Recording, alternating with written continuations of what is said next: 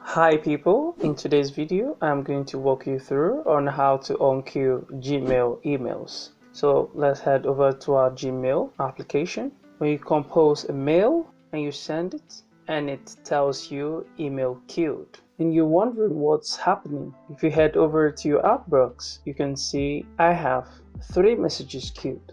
Now I'm going to delete these messages.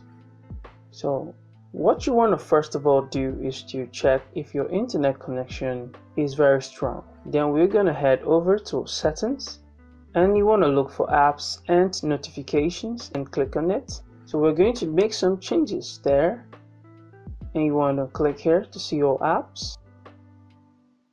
So you want to look for Gmail application and we're going to apply a simple technique that should fix the problem.